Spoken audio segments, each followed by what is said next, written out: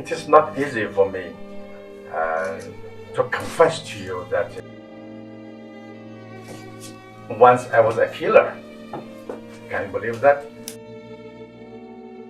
Now, the Transplantation Society entered the picture in about 2012. So on-demand transplantation has three characteristics: pre-scheduled operation, very short waiting time, and organ sourcing from living bodies.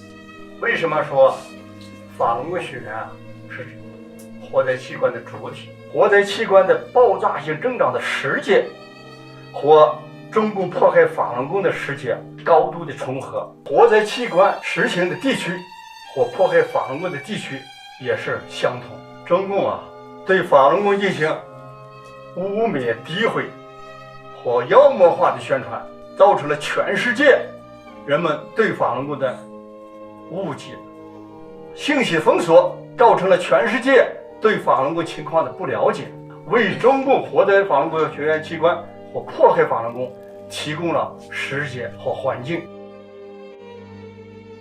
Good morning and welcome to today's panel discussion, Relevance, Urgency and Actions, Forced Organ Harvesting from Prisoners of Conscience in China. Our Future House, International Society of Human Rights, China Organ Harvest Research Center, and the International Coalition to End Transplant Abuse in China. We have Enver Tohti here, who is probably the only one in the world that actually have experienced forced organ harvesting firsthand. It is too naive to think that only organ harvesting happening in Xinjiang. This is signed at the airports. It says special pathway human organ transport channels. 3 signs is from 3 different airports. Those 2 are from Xinjiang and this is from Qinghai. Imagine how big the traffic is to make an airport to make special pathway for you.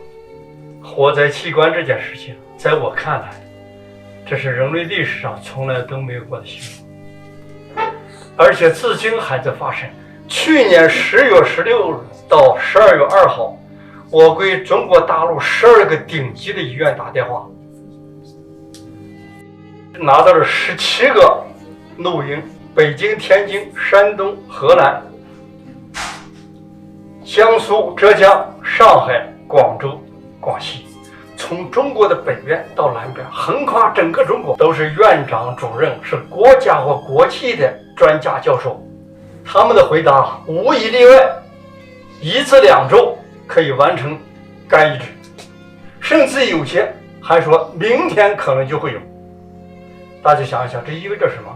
中共用经济的、政治的、外交的各种手段，威逼利诱全世界的各国政府对这次表示沉默。 China is a totalitarian state. Since the power takeover of the Communist Party in 1949, Chinese people has only been able to living in lies. And when lies do not work any longer, then came the tanks and machine guns. This is the reason why the Communist Party can do a lot of crime against humanity in China and no resistance basically in China. So then the question is, why in Western democracy in almost 20 years now, no one stopped organ harvesting? The Chinese communists, they are masters in deception. And you guys in Denmark, you also get promises, nice promises from Chinese communist regime, all lies. But people like to listen to lies because it sounds nice. And China got more than 90% of the vote to host Olympic 2008. Have they improved the human rights? Nothing. It's getting worse. The only thing changed in human rights abuses is because of application of high tech. They can do this much more hidden. Don't think that only the poor Chinese are monitored daily. You guys too. The more they promise you guys in Denmark, the more you have to be careful. There's no free lunch. So what we were left with was a terrible thing. We were left with the Transplantation Society cooperating in a cover-up of an ongoing crime. And this is where we are today. This was not inevitable. This is not how you negotiate. This is not how a Westerner negotiates in China. You are expected to be very direct and very forceful. Beyond unacceptable, we can see the main reason for this is money. This is the financial positioning of China. And that is where the politics comes in. Because if you're willing to take a stand on this, I'm not saying ostracize China, I'm not saying remove all economic connections with China. It is not that hard to quarantine the Chinese transplant industry from the rest of the world. That's exactly what has to happen here. First of all, we have to think about what we can do about China, and then we have to think about what we can do about avoiding complicity with what's happening in China. And from a Danish perspective, what Denmark can do about China, I have one specific suggestion. Denmark is now a member of the United Nations Human Rights Council, one of 47 states. There's an agenda item on the Human Rights Council agenda which comes up every 4 months. The Council meets 3 times a year. Agenda item for situations of human rights concern around the world. Denmark typically speaks on that agenda item, and they did at the last Human Rights Council in June, where they talk about situations in various countries around the world. They have not mentioned China. The European Union makes a statement on that agenda item and mentions China at length. Denmark Foreign Ministry has consultations with NGOs before every Human Rights Council meeting.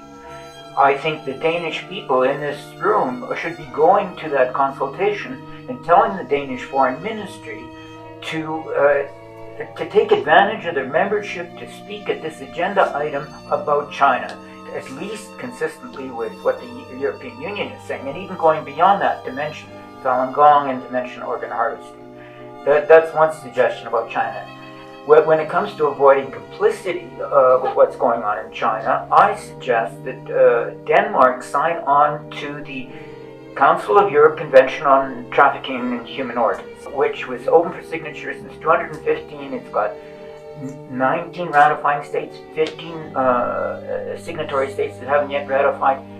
Denmark hasn't ratified, hasn't signed, and it should do both. It would require Denmark to enact legislation punishing extraterritorial complicity in organ transplant abuse, and they should have that legislation, including, I would say... Ladies and gentlemen, you don't even have to mention China. All you have to do is to say it's illegal for a Dane to go outside of Denmark to get an organ.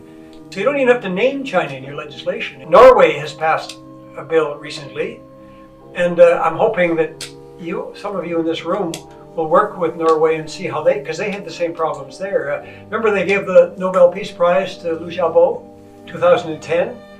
Well, despite that, and despite some penalties apparently they suffered, they managed to pass a law recently dealing with this issue. So if Norway can do it, why can't Denmark, with your long history of principled politicians, do the same thing?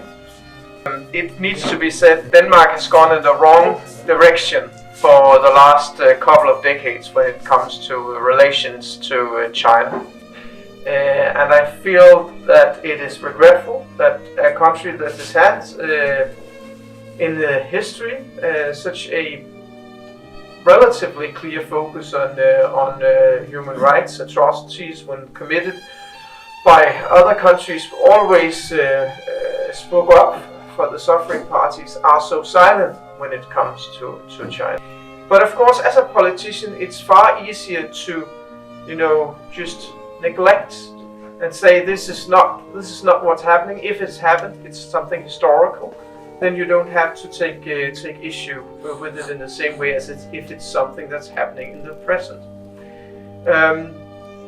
How do we change this? What we've been seeing this meeting today, have seen it been taking place at Christiansborg instead of here, because I think that when meetings like this take place in a parliament, of course, many more focus on it, and I know that the Chinese embassy is very much against it and doesn't like it.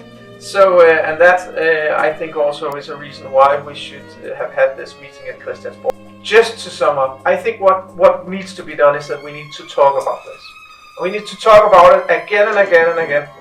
So I will still be working. I hope that other people will be working too. I know my party, other members of my party in Christiansborg will of course also be working. regarding this? I've personally been deeply touched by what we witnessed here today. I spent last summer traveling in Kyrgyzstan, Tajikistan, and of course heard about what was going on just across the border in Uyghur with you. But I was unaware of the scale of organ harvesting now. So I will attempt to spread the word. I'll contact the members of parliament that I know. I know it's not going to be an easy task because I completely agree with Kenneth on this. But I will definitely leave from here and try to spread the word, and just want to thank you all for coming here and the amazing work you've been doing. This is a specific discussion about China right now. Thank you for coming, thank you for sharing, and even we are few, remember this is extremely important. The fewer we are, the more important it is. Thank you.